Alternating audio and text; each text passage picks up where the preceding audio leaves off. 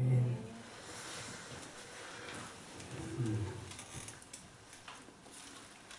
제목이 변정입니다.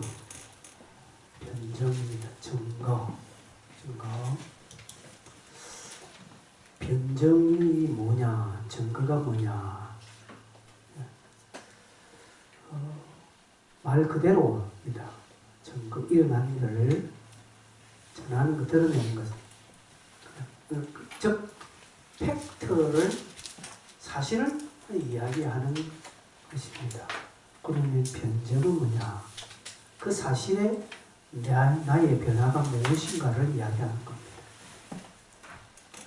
어떤 사실이 일어나는데 그 사실로 인해서 내게 어떤 영향을 미쳤는지를 그걸 전하는 것을 변정이라고 이렇게 해석합니다. 제가. 여러분, 전도, 복음 증거, 이런 말을 딱 들으면 어떤 생각이 드십니까? 워낙 많이 들어서 별 생각이 없을 수 있죠. 근데 곰곰이 여러분 개인은 전도한다, 복음을 전가한다 라는 이런 표현들을 여러분들이 스스로 말하고 들을 때 어떤 생각이 딱 듭니까? 아니, 노골적으로 제가 여러분에게 묻겠습니다. 여러분 진짜 제대로 한번 복음을 전가한 적이 있으십니까? 여러분의 입술로 진짜 복음, 옛날에 사형, CCC에서 나온 사형리 가지고 했다든지 아니면 그것이 아니더라 여러분의 입에서 정말 예수는 살아계시고 우리를 위하여 십자가 지시고 부활하시고 또한 장차 오실 재림하실 분이다 라는 사실을 여러분 한번 이야기해 본 적이 있습니까? 이것은 있죠. 교회 나가자. 같이 나와 교회 나가자. 예수 믿어. 예수 믿으면 좋아. 복받아. 그냥 교회 가자. 교회 가면 좋다. 이렇게 하신 적은 많이 있을 겁니다. 그러나 사실은 딱 해놓고 예수가 너를 위하여 십자가 지셨다. 그러면 너를 위하여 부활하셨고 장차 심판주로 이 땅에 다시 오실 것이다 라는 이런 복음의 핵심을 여러분이 한번 전개해 보신 적이 있으십니까? 아마 여기에 대다수는 없을 거라고 생각합니다. 이렇게 액면 그대로 말한 적은 별로 없을 것입니다. 왜 그럴까요? 첫째로 어렵기 때문에 그렇습니다. 그리고 부담되기 때문에 그렇습니다. 그 표현 자체가 내가 생각해도 부담되기 때문에, 그리고 내가 이렇게 말하면 상대방의 반응이 대충 또 짐작되어지기 때문에, 또 내가 이렇게 말했을 때에 상대방이 어떤 다른 것으로 가지고 내게 또 다른 애매한 질문을 해올 때 내가 못할 것 같으니까 아예 이런 표현을 하지 못합니다. 전도라는 거룩한 명분도 알고 전도에 대한 결론까지는 우리는 알지만 사실은 어렵습니다. 힘듭니다. 이렇게 말하기가 참 부담됩니다. 그리고 실제 교회 안에서 그렇게 배운 적도 없습니다. 근데 교회는 이것을 설교를 통해서 많이 여러분에게 증거했습니다. 실제 성경에는 이런 전도하는 방법들, 그 스킬들을 이야기한 것이 없습니다. 예수님은 제자들을 둘씩 나눠서 전도대로 파송하실 때, 야, 어떻게 네가 요렇게 전도 폭발을 훈련하듯이 다 이렇게 강의하시고 전도의 기술을 말씀하신 적 없습니다. 그냥 지팡이 가지고 마라. 전대 가지지 말고 돈 가지지 말고 그냥 어느 집에 유하면 주는 것을 먹고 그들 방해하면 네 발에 먼지를 떨어버려서 네하고 관계없도록 해라. 그런 어떤 상태에 대한 것들만 이야기하시지 그 내용, 어떻게 하면 복음을 잘 전하고 어떻게 이럴 때는 이렇게 말하고 저럴 때 저렇게 말하는 그런 전도 안에 어떤 내용들을 주님이 가르친 적 없습니다. 그렇게 훈련시킨 적 없습니다. 그냥 제자로 부르시고 얼마 안 돼서 너희들 나가봐라 이렇게 했습니다. 이런 마태복음 10장, 마가복음 6장, 누가복음 9장 보면 전도대를 파송한 내용이 있는데 여러분 한번 보십시오. 주님께서 그 어떤 전도의 어떤 스킬들을 말씀하셨는지 없습니다. 전혀 없습니다. 우리는 이것을 참 힘들어합니다. 물론 또 성경에서 말 안 하는 게 힘들어합니다. 부담이 되고 힘듭니다. 근데 오늘 우리가 22장 읽었는데 바울은 천부장의 협조하에 많은 유대인들에게 말할 수 있는 기회를 얻습니다.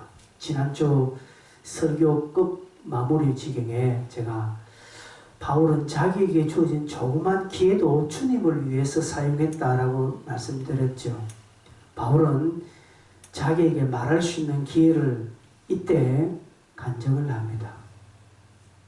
우리가 읽었지만 22장 같이 읽었지만 여기에 여러분 어떤 특별한 어떤 변정학적으로 어떤 신학적인 깊은 어떤 해석이 필요한 부분, 바울의 어떤 해박한 지식, 논리와 어떤 수사학적인 그런 어떤 가르침이 이 장면에 있습니까? 전혀 없습니다. 그걸로 유대인들에게 설명하지 않습니다. 신학적인 아주 명석함으로 그들을 감동시키려고 하는 시도, 의도 없습니다.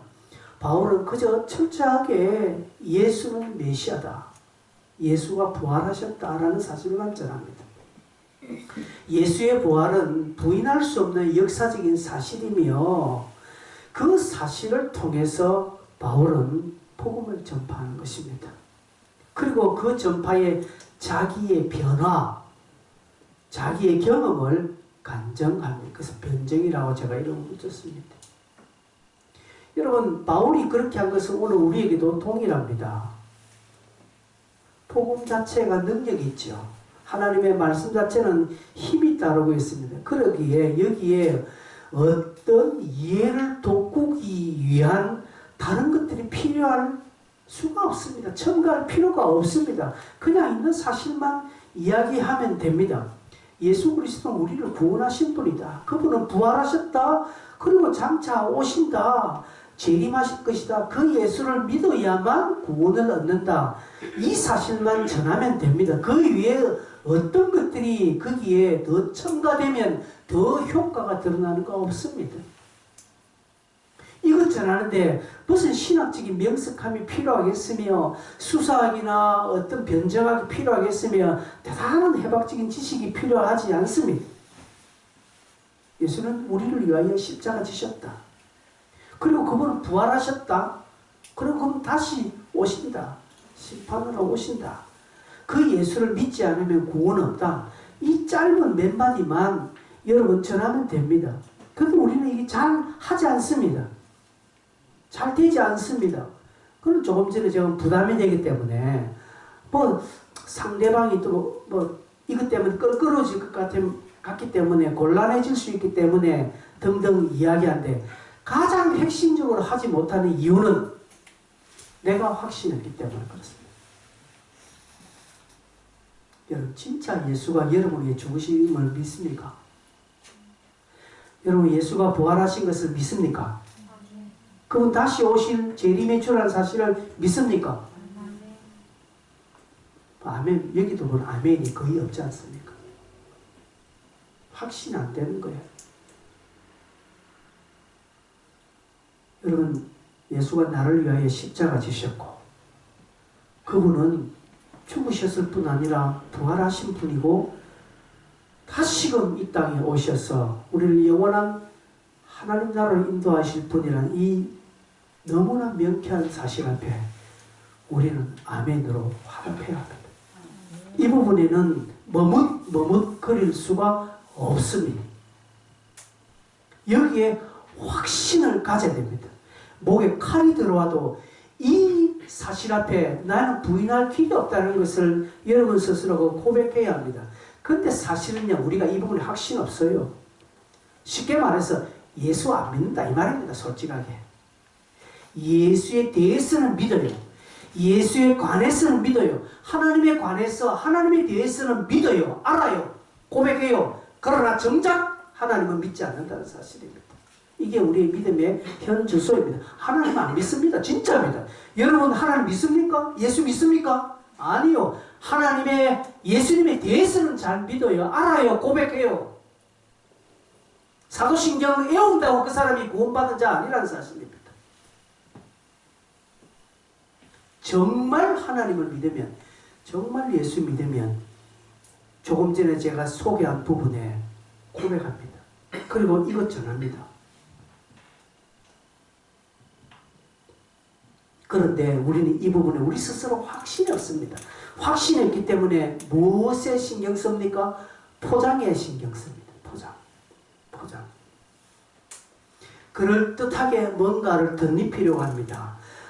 믿지 않는 사람들이 납득할 만하게 뭔가 좀 저들이 더 좀 쉽게 이해하도록 하기 위한 어떤 장치를 마련해야 된다고 생각합니다. 여러분 그거 제가 필요 없다고 말하지 않습니다.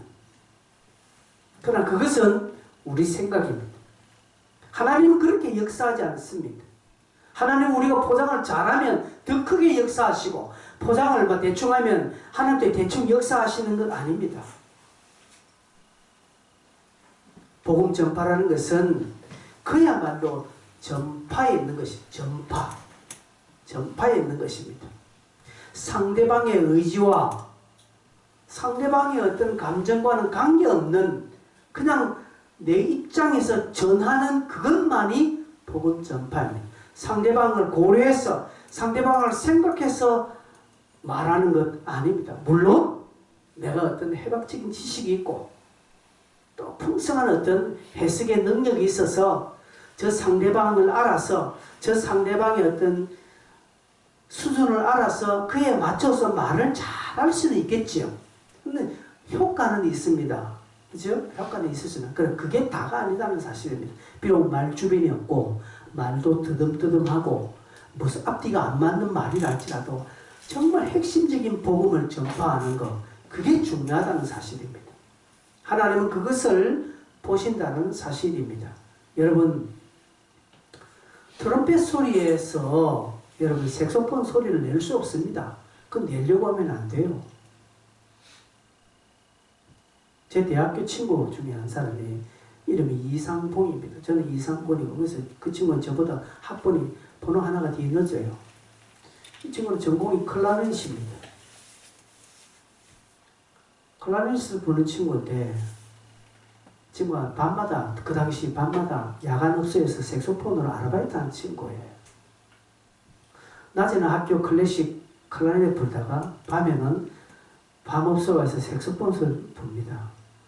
한 번은 이제 학교 시험 치는데 그가 실기 시험 치는데 시험 치는 교수님이 야 어째 네 악기에서는 색소폰 소리가 나노 이렇게 합니다. 왜냐면 주법이 다르거든요.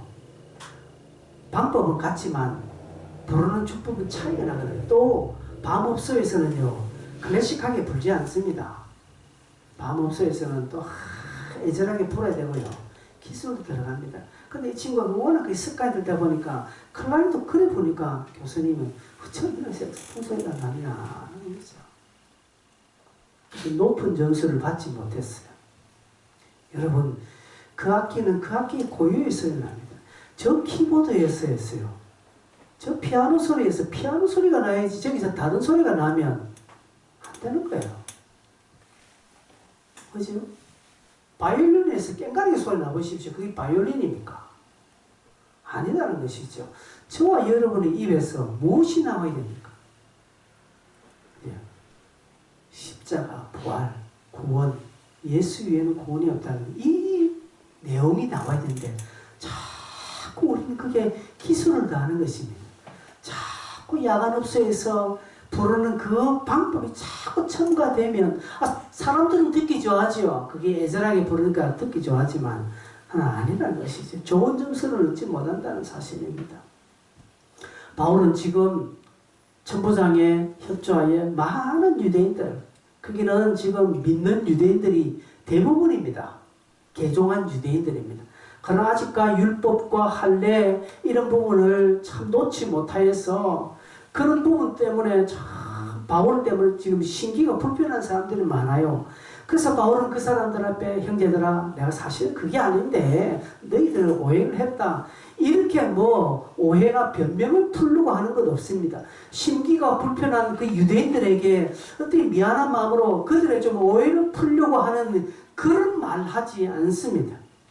그런 분명하게 부활한 역사적인 사실이요. 자기를 부르신 예수 그리스도에 대한 이야기를 지금 하고 그리고 알다시피 나도 너희들과 똑같은데 내가 변해서 사도가 안 되었나 이 자신에게 일어나는 팩트 사실을 그대로 경험을 설명을 합니다. 22장 이후부터 이제 사도행전 끝날 때까지 바울은 6번씩이나 이 이상을 지금 설명하고 있습니다. 똑같은 간증을 앞으로 계속합니다. 신문대에 섰을 때마다 바울은 자기를 간증합니다. 근데 그때마다요. 별다른 이야기는 똑같은 이야기예요.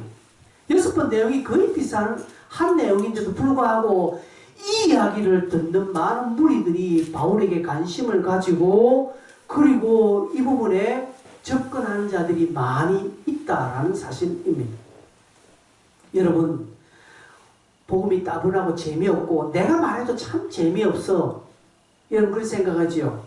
예, 그럴 수 있습니다. 근데 신기하게요. 하나님 곳곳에 영생을 주시기로 작정한다는 그것이 크게 들리는 것입니다. 그 영생에. 우리는 몰라요. 누가 그 소리에 반응할지를 모르기 때문에 우리는 그냥 던지는 것밖에 없습니다. 그게 우리의 할 일입니다. 근데 우리는 상대방까지 생각하는 게 친절하게 아니라는 사실입니다. 여러분 딱 해당하는 자들에게는요. 그 소리가 크게 들립니다. 여러분 그런 경험 없습니까? 어떻게 지나가는 말에 탁 걸렸는데 그 말이 크게 들려서 맨날 며칠이고 생각되는 그런 말 없습니까? 있습니다. 저도 87년도에 지금 현재 고영에 계시는 박정보 목사님이 그 당시 서마산 교회 전도사님으로 계셨는데 그분이 저에게 지나가는 말 이 선생 신학하셔야 되겠습니다. 이 말했어요. 이 선생 신학하셔야 되겠습니다. 이 말 그 한마디 제가 한 달 내내 그게 무슨 소리인지 그게 뭔 의미인지 저분이 뭘 보고 내게 그런 말 했는지 계속 생각했더니 그래서 도저히 못 참아서 제가 그 교회 찾아갔지 않습니까? 그래서 그때 그분 전사를 만나서 무슨 이야기 했습니까? 뭡니까? 하니까 이제 자기가 이제 몇 가지 저를 보면서 이야기를 하면서 이랬기 때문에 당신은 목사가 되어야 되겠다. 뭐 이렇게 이야기를 합니다. 여러분, 제가 만약에 이런 부분에 걸리지 않거나 그 말이 내기에 뭐 계속 머문지 않았으면 오늘 저는 이 자리에 없었습니다. 그런 자가 있다는 점. 그렇기 때문에 우리는 증거해야 되는 것입니다. 바울은 이런 사실적 입장 앞에서 유대인들에게 이제 변정을 합니다. 증거합니다. 부형들아 하면서 외칩니다. 부형들아. 히브리어 말로 하는 거죠. 히브리어로 부형들아 인사합니다. 이것은 앞전에 스데반도 이런 표현했죠. 부형들아. 여러분 부형들이요. 아니 이 표현은 아주 유대인들에게는 아주 익숙한 표현입니다. 익숙한 표현. 여러분 불신자가 이 자리에 와서 사랑하는 성도 여러분 이렇게 하면 여러분이 신기하게 보지 않습니까? 특별히 영국 사람이 와가지고 영국 사람이 와서 여러분에게 한국말로 뜨담뜨담거리면서 사랑하는 성도 여러분 이렇게 하면 여러분들이 마음이 확 열리지 않고 우리말로 저래 하네 하면서 마음이 확 열리는 것처럼 합니다. 그러면서 지금 21절까지 바울은 자기에게 일어난 일, 이거는 사도행전 9장에 소개되었습니다. 9장에 일어난 일들을 쭉 그동안 일어났던 일을 이제 간증하는 것이 소위 말해서 그죠? 자기도 유대인들처럼 정말 열심히 있었다. 율법에 열심히 있었다. 그리고 예수 믿는 자들을 잡아 죽이기 위해서 내가 핍박자였다라는 것을 소개합니다. 바울이 이렇게 말하는 것은 그들과 동질감을 가지게 하여서 그들이 이해를 구하는 것이 아니라 그런 내가 변화해서 유대인들에게 지금 복음을 증거했다라는 이 사실을 말하고 있는 것이죠. 왜 그렇겠는가? 그 다음 부분을 이야기하도록 하는 것이죠. 그러면서 자기가 다메섹에서 주님을 만난 일, 또 아나니아를 통해서 또 예수를 더 깊이 만난 일까지 지금 주차례 소개하고 있습니다. 지금 이렇게 소개하는 것은 아마 당시에 많은 유대인들은 알고 있는 내용입니다. 사도 바울이라는 인물이 당대에 똑똑하고 석학이었거든요. 장래가 촉망받는 인물이 하루아침에 사람의 헷가락 변해서 예수쟁이가 되고 예수 믿는 것을 막 증거하면서 돌아다녔으니 예루살렘에 있는 유대인들, 가말리엘 문화생들, 그의 어떤 세력에 있는 정치권에 있는 사람들은 사도 바울을 확 변한 걸 알거든요. 그러면서 나름대로 자기들은 변절자가 되었다라고 이야기하겠죠. 그리고 일어난 일은 아는데 지금 바울은 많은 공의 앞에 성도들 앞에서 지금 이 사실을 이야기하고 있으면 다들 알고 있는 내용들입니다. 그런데 신기한 게 이게 뭘 하나 표현하는가 하면 여기에 이제 11절부터 이렇게 쭉 아나니아를 소개합니다. 12절부터. 아나니아라는 사람을 톡 끄집어냅니다. 이제 바울의 어떤 전도의 기술이, 나름대로 기술이라 하겠지요. 아나니아는 율법에 정통한 당시의 율법사입니다. 아주 유대인 중에 유대인이요, 바리새인 중에 바리새인 율법학자인데 이가 예수를 믿어서 개종한 인물이거든요. 그를 통해서 바울은 세례를 받고 또 고침을 받고 또 사도가 되었다는 것을 소개합니다. 이렇게 아나니아를 언급하는 것은 아나니아를 등장시키니까 유대인들이 뭐 더 이해의 폭이 넓겠다라고 생각하지만 그러나 그것이 바울에게는 그런 것이 아니라 이 모든 것들이 쉽게 알아볼 수 있는 역사적인 실제라는 사실입니다. 거짓이 없다라는 사실입니다. 스펙이 확실하다는 사실, 알아봐라는 거죠. 너희들이 잘 아는 아나니아라는 사람 너희들이 잘 알고 있지 않냐? 한번 물어봐라. 내 말이 거짓말인가? 이 의도로 지금 소개하고 있습니다. 이 표현은 9장에도 나왔다고 제가 소개했습니다. 9장에도 나온 이야기인데 22장에 또 바울이 소개하면서 약간 차이 나는 것은 9장과 22장의 차이는 독자들의 차이입니다. 즉 대상자들의 차이입니다. 여러분 대상이 누구냐 따라서 표현이 달라질 수가 있겠죠. 그렇죠? 누구든지 주를 부르는 자로 구원 얻는다. 베드로가 이야기했습니다. 대상이 아무도 믿지 않는 자들에게 그렇습니다. 그런데 예수님은 자기를 따르는 많은 자들 누구든지 나를 주여 주여 한 자마다 천국에 가지 못한다라고 이야기합니다. 예수님의 말과 베드로의 표현이 부딪힙니다. 이건 다 전혀 다른 말이 아니라 대상자가 다 다르기 때문에 그렇다는 사실입니다. 9장의 대상자와 그리고 22장의 대상자는 다르다는 사실입니다. 22장은 지금 적대감을 가지고 있는 이 유대인들이 듣고 있다는 사실입니다. 그래서 9장에는 없지만 아나니아를 등장시킴으로 말미암아서 이것은 확실한 사건이라는 사실을 이야기하고 있습니다. 바울이 유대교회에 열심을 낸 자로 믿는 자들을 잡아가지고 또 그렇게 하기 위해서 다메섹으로 가는 도중에 주님을 만났고 주님의 음성을 듣고 하나님의 일꾼으로 거듭나서 이방인에게로 보내진 하나님의 사도다는 사실을 지금 바울에게 유대인들에게 전하고 있습니다. 그게 이제 21절까지죠. 22절까지 딱 듣고 있다가 22절에 뭐라고 합니까? 이 말하는 것까지 그들이 듣다가 소리질러 이르되 라고 말합니다. 이제 잡아 죽이려고 합니다. 여기까지 잘 듣는 유대인들이 더 이상 듣지 않습니다. 왜 듣지 않을까요? 바울이 앞에서 무슨 특별한 내용을 한 것이 아니기 때문에. 아닌데도 불구하고 이들이 하는 것이죠. 왜냐하면 여러분 신념이 무서운 거예요. 신념.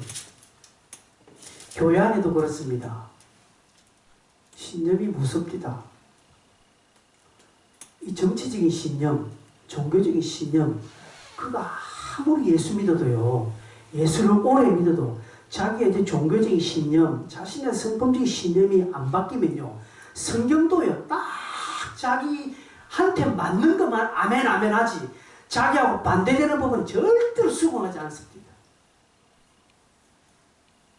많습니다. 여러분, 전라도에 계시는 목사님과 경상도에 계시는 목사님들 같은 예수를 믿고요, 같은 성경을 보고 같이 설교하고 같은 신학교를 같이 나오고 같이 공부했지만 이 정치적인 성향이 딱 다르다 보니까 성경을 얼마나 다르게 해석하는지 몰라요. 얼마 전에 우리 고려신학교 교수 한 사람이 어제 신문을 났지만, 교수 한 사람이 엉뚱소리 하는 거야. 엉뚱소리 하는 거야. 이재명, 재명, 빛이 있어라. 그렇게 해서 그 사람을 지지하는 이유가 빛이 있다. 이게 신학의 교수입니까? 이게. 설령 농담으로 하더라도 보십시오. 정치적인 성향이 그래 있으니까 성경도 그렇게 보는 우를 범하고 있다는 사실. 이 유대인들 신념이 꽉 찼으니까 바뀌는 거예요. 여러분, 사람 다 허물어져도요, 신념 허물어지지 않으면 변한 거 아닙니다. 변한 거. 그래서 유대인들은 더 이상 듣지 않고 자들의 신념과 자꾸 달라지니까 공격하는 거예요. 그래서 막 공격을 득세게 하려 하니까 중간에 천부장이 탁 개입하죠. 그죠? 천부장이 딱 개입해서 이를 더 자세히 알도록 하기 위해서 천부장이 24세 채찍질하며 신문하라고 이렇게 또 합니다. 바울에게 육체적인 어떤 고통을 가하니까 이때 바울은 자기 자신이 로마인이라는 사실을 딱 밝힙니다. 이 부분에 있어서 저는 여러분에게 좀 한 가지, 바울이 왜 이 말을 했을까요? 고통을 막 자기를 신문하고 채찍질할 때 전에도 몇 번 채찍질 당했지 않습니까? 그런데 그때는 그런 표현 안 했거든요. 근데 왜 여기서 이 표현을 했을까? 이제 여기에서 이제 바울의 고도적인 선교의 전략이 등장하지요. 그까지는 우리가 잘 몰라도 바울이 왜 그랬을까? 자기가 로마인이라는 사실을 밝히면 상황이 유리에게 전개되져요. 자기에게. 입을 꼭 닫고 있으면 바울은 더 불리하게 모든 것이 자기에게 올 겁니다. 근데 바울은 여기에 로마인이라는 사실을 탁 밝힘으로 상황이 지금 전개가 달라지지 않습니까? 왜 이럴까요? 오늘 이런 것들이 우리에게 주는 또 다른 메시지요. 물론 이제 바울의 선교적인 전략이 이 안에 숨어 있습니다. 그건 로마에 가야 되기 때문에. 그래서 이 사건을 가지고 로마로 가기 위한 포석이다라고 이렇게 볼 수 있습니다. 그러나 쉽게 그까지는 우리가 생각할 까지는 없고, 쉽게 우리가 생각할 하나의 메시지는 이런 성도가 이 땅에서 쓸데없는 고난 당하는 것은 주님의 원함이 아닙니다. 성도의 어리석음 때문에, 성도의 게으름 때문에, 성도의 나태함 때문에 우리가 이 땅에서 고난 당하는 것은 마땅한 겁니다. 근데 그것이 아닌 다음에야 우리가 애매하게 이유 없이 이런 것 때문에 성도가 고난 당하는 이런 것까지는 필요 없다는 사실입니다. 우리가 이 땅에서 복음을 가지고 예수의 말씀에 순종하고, 그리고 그 복음을 위하여서 당하는 고난이야 아름다운 일이지요. 그죠? 근데 여기에도 한계가 있다는 사실입니다. 바울은 로마 정부의 건의에는 복종합니다. 그러나 불필요한 모욕이나 불법적인 고문은 그는 거부합니다. 이유 없이 부당하게 대우받는 것에 대해서는 항거하는 것입니다. 모든 것을 성도들은 참고 견디고 그냥 윗건세니까 하는 거 아니라는 사실입니다. 윗건세가 하나님의 뜻과 정반대되는 것이 있다면 우리는 이 부분을 정당적인 절차를 통해서 우리는 의견을 피력하는 것은 마땅한 바입니다. 그것마저 우리가 묵묵하게 참으라 하는 것 아닙니다. 국가에서 동성애 법이나 차별금지법을 막 하지 않습니까? 그것도 국가가 하는 거라 우리가 순종해야지. 아니라는 사실입니다. 이 부분은 성도들이 마땅한 목소리를 내어야 하는 것입니다. 우리가 예수를 믿는 것 때문에 나의 신앙의 경건을 위해서 참고 고난받을 수 있습니다. 환난도 경험할 수 있습니다. 우리의 신앙 고백을 지킬 수 있기 위해서, 내가 신앙의 어떤 정절을 지키기 위해서 내가 고난을 받고 애매히 어려움 당할 수 있습니다. 그건 마땅합니다. 그러나 그것이 아닌 다음에 그런 것 때문에 불법적이고 애매하게 우리를 공격해오고 하는 것은 교회가 마땅히 말을 해야 되고 성도는 마땅히 이 부분에 의견을 피력해야 된다는 사실입니다. 성도이기 때문에 무조건 참고 무조건 감당하는 것 아닙니다. 교회는 사회와 국가에 대해서 정당한 목소리를 내는 것이 필요합니다. 불법적인 것에서는 정당한 통로를 통해서 우리 의견을 드러내는 것은 마땅한 겁니다. 근데 이제 중요한 건 이 사이가 애매하다는 사실입니다. 이 사이가 보통 지혜롭지 아니하면 애매한 것입니다. 예수님께서는 세금 문제로 자기에게 찾아온 자들에게 그렇죠? 동전 하나를 보이게 하면서 뭐라고 합니까? 가이사의 것은 가이사에게로, 하나님에게 사는. 여러분 이게 참 애매해요. 모든 땅에서 통용되는 그 당시에 동전의 화상은 누구의 화상입니까? 가이사의 화상이. 하나님의 화상이 그려진 동전은 없습니다. 이제 해석의 차이. 그럼 전부 다 가이사의 것입니다. 하나님의 얼굴이 그려진, 예수님의 얼굴이 그려진 화상이 있는 그런 동전은 없기 때문에 주님의 것은 아무것도 없다는 것입니다. 당시 상황입니다, 여러분. 그런데 주님 왜 그렇게 말했을까요?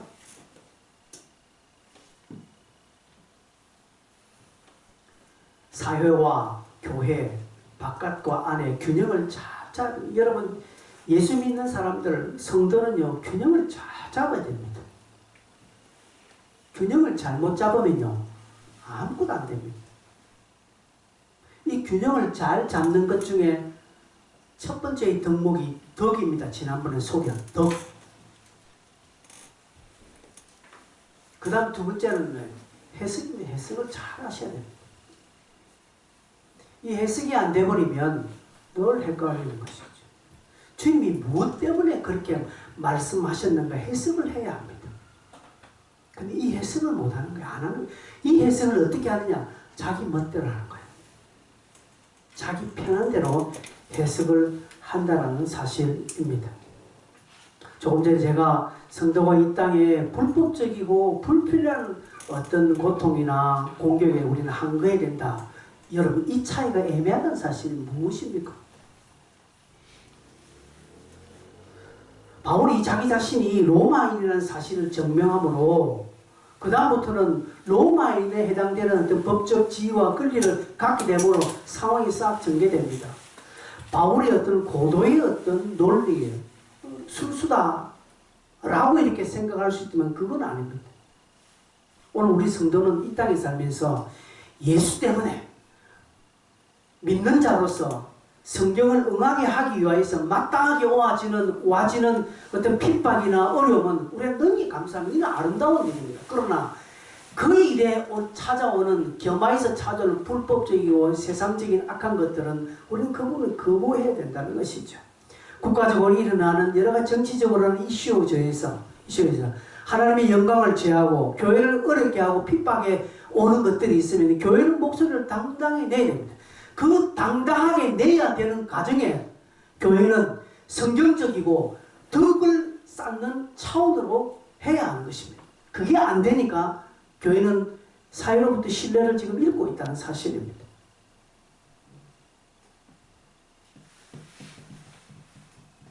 그게 무엇이겠습니까? 교회는 덕을 잘 써야 됩니다. 해석을 잘, 그리고 증거해야 돼. 변정해야 돼. 변정. 무슨 변정입니까? 자, 바울은 뭐라고 이야기합니까? 바울은 지금 자기에게 적개심을 가지고 있는 유대인들에게 복음 핵심을 이야기하면서 자기가 그 사실 앞에서 어떻게 변했는지를 이야기하고 있는 것입니다. 여러분, 오늘 교회가 놓치는 일이 이것입니다. 교회는 복음을 이야기합니다. 확실한 역사적인 사건을 이야기하는데, 그런데 뭐가 빠졌습니까? 덕도 할 수 있습니다. 덕도 전합니다. 해석도 잘하면 뭐가 빠집니까? 이런 놀라운 사실 앞에 교회가 무엇으로 변했는지, 오늘 성도는 어떻게 변했는지가 없다라는 사실입니다.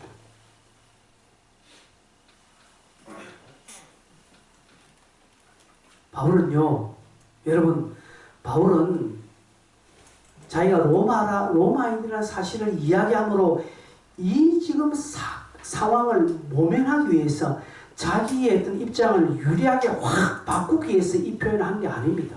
자기는 그렇게 말함으로 더더욱 로마로 가기 위함이라는 사실입니다.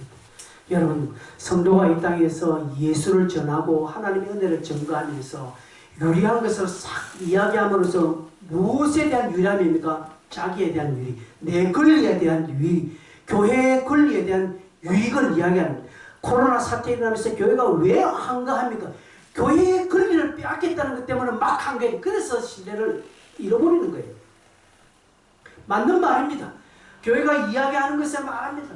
바울이 말하는 건 맞는 말인데, 자기가 로마인이라는 사실을 이야기하는 것은 자신의 권리 잃어버렸던 명예를 회복하기 위함이 아니라 바울의 사명, 즉 로마도 가야 되겠다는 이것을 이루기 위해서 그 표현을 했다는 것이죠. 오늘 교회가 이걸 놓치는 것입니다. 오늘 성도들이 이것을 놓치는 것입니다. 우리는 복음을 전합니다. 또 예수를 전합니다. 많이 이야기합니다. 그런데 결국은 그게 나의 유리함과 딱 직결됐다는, 그 유리함이 깨어지니까 그 다음에 일어나지 않는 것입니다. 그 다음을 하지 않는다는 것입니다.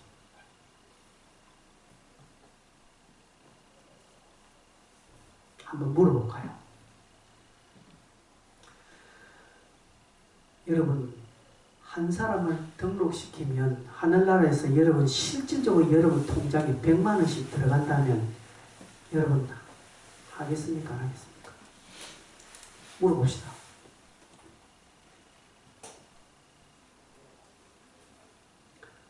회련이 안 하겠나? 내가 한 사람 교회 딱 등장하면 내 통장에 100만 원씩 딱 있거든요. 여러분 하겠습니까? 안 하겠습니까? 합니다. 결국 뭡니까? 나의 이익이 신념이 된 거예요. 나의 이익이 신념이 되어 있다는 것이죠. 이게 꺾이면 다 안 되는 겁니다. 그래서 예수님께서는 마태복음 10장 37절에서 39절에 이렇게 경고하고 있습니다. 여러분 다 같이 한번 읽어보겠습니다. 시작. 아버지나 어머니를 나보다 더 사랑하는 자는 내게 합당하지 아니하고 아들이나 딸을 나보다 더 사랑하는 자도 내게 합당하지 아니하며 또 자기 십자가를 지고 나를 따르지 않는 자도 내게 합당하지 아니하니라. 자기 목숨을 얻는 자는 잃을 것이요 나를 위하여 자기 목숨을 잃는 자는 얻으리니. 여기에 어떤 표현이 자주 등장합니까? 합당하지 않다라는 것이죠. 37절에 아버지나 어머니를 나보다 더 사랑하는 자는 하나님께 합당하지 않고 아들이나 딸을 나보다 더 사랑하는 자 합당하지 않고 자기 십자가를 지고 나를 따르지 않는 자도 내게 합당하지 않다라고 주님께서 합당하지 않는 것을 3번이나 이야기합니다. 그러면 반대로 말하면 무엇입니까? 무엇이 합당합니까? 합당한 것이 무엇입니까? 좀 안 되겠죠? 여러분 참 심각하게 생각하셔야 됩니다. 우리는 저 표현에 의하면 합당한 자입니까? 여러분 스스로 저기에 합당한 자로 여기집니까? 알 수 있습니다. 지금 우리가 평상시에 하는 생각이나 나의 말이나 내 행동을 보면 쉽게 알 수 있습니다. 내가 합당한 자인가?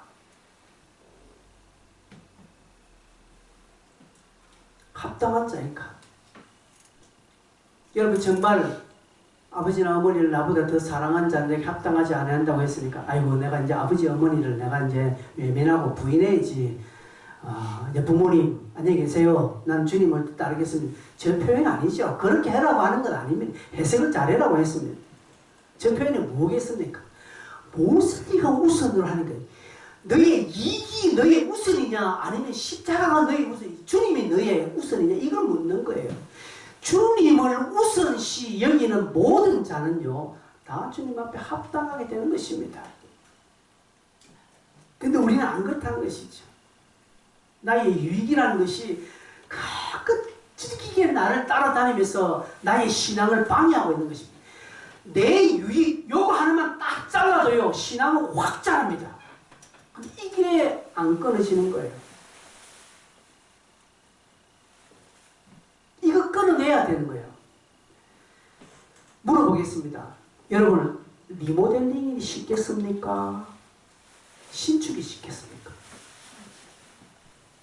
건축하는 자들을 물어보면요 새로 짓는 게 훨씬 쉽다고 합니다. 여러분들 그렇게 생각하시죠? 리모델링요 집에 이렇게 뼈대 놔두고 이렇게 어떤 요소들을 다 놔두고 나머지 하는 건 힘들어요. 힘들어요. 그 있는 거 안에 또 맞추고 끼워 맞추게 되는데 그 신축은요 그런 거 없잖아요. 그냥 쭉쭉쭉 하면 끝나는 거예요. 더 빨리 되는 것입니다. 그렇게 이야기합시다. 건축하시는 분들. 하나님은 다메섹으로 가는 사울을 완전히 허물어 버렸습니다. 사울의 생각, 사고, 그의 이익, 그가 가지고 있는 모든 스펙들을 다 허물어 버렸습니다. 그래서 바울은 뭐라 합니까? 자기가 가지고 있는 모든 자기의 어떤 그 스펙들을 자기는 배설물로 여겼다라고 이야기하지 않습니까? 다 허물어 버렸다는 없다라는 것이죠. 그러니 주님이 작업하기가 편한 상태가 되었다는 사실입니다. 이런 자들의 변화의 증거가 세상을 살렸다는 거예요. 당시 유대인들을 살렸다는 것이죠. 바울은 복음을 이야기했습니다. 핵심적인 하나님 나라를 이야기했습니다. 그것으로 끝내도 대단한 거예요. 그것만 이야기해도 대단한 건데 그 사실이 나에게 어떤 변화를 몰고 왔느냐까지 들어가니까 힘이 나는 겁니다. 오늘날 교회나 우리 성도들이 이것입니다. 이것은 잘하는데 다른 것은 괜찮지 않은데 구제도 잘해요. 교회는 설교도 잘해요. 다 잘해. 다 잘해요. 그런데 교회의 구성원들이 실제로 신축되어지는 완전히 허물고 새로 신축되어진 변화가 없으니 세상은 못 믿겠다라고 하는 것입니다. 세상은 너나 잘 믿으세요 라고 이야기하는 것입니다.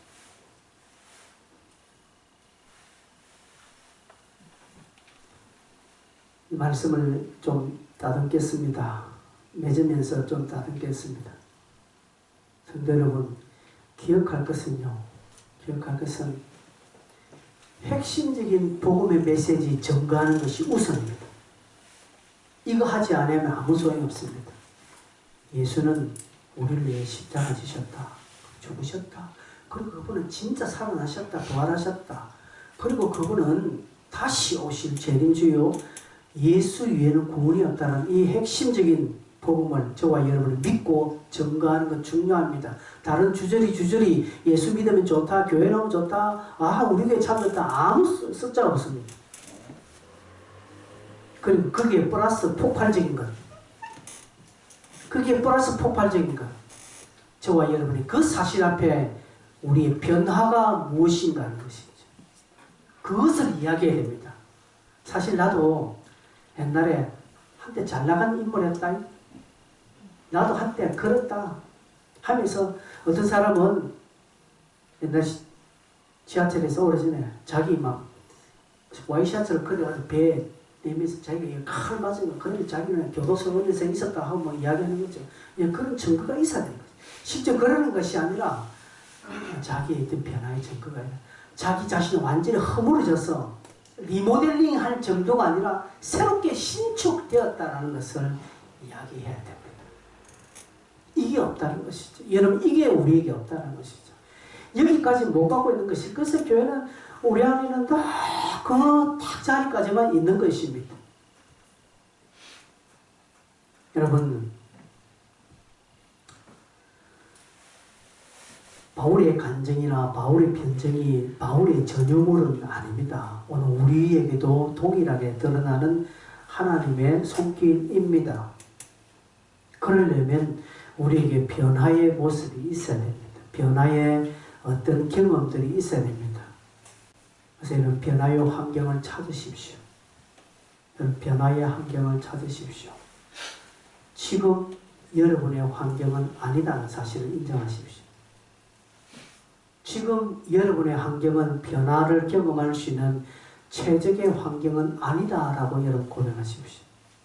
물론 나름대로 잘하고 계신 분은 관계없습니다. 그러나 여러분 스스로가 좀 부족한데라고 생각하시는 분은 제가 말하는 게 맞습니다. 여러분이 지금 현재 가하고 있는 환경은 변화의 최적의 환경은 아닙니다. 그 환경을 바꾸십시오. 물어보십시다. 우리가 성경 통독을 하고 있는데 여러분 성경 일주일에 몇 장 읽겠습니까? 성경 통독 참여하시는 분들은 참여하는 것 때문에 요즘 많이 읽습니다. 참석 안 하시는 분들 물어봅시다. 여러분 몇 장 읽습니까? 미소야 나 하루 몇 장 읽냐? 성경 통독 참여하면 억지로라도 20장 정도는 읽습니다. 그걸 안 하는 사람은 일주일 내내가도 20장 못 읽습니다. 맞지? 여러분의 장소는 최적의 환경의 장소가 아니라 사실 인정하셔야 돼요.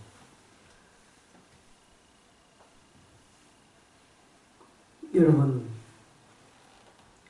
환경을 바꾸십시오. 이 환경은 물리적인 환경 바꾸라는 소리 아닙니다.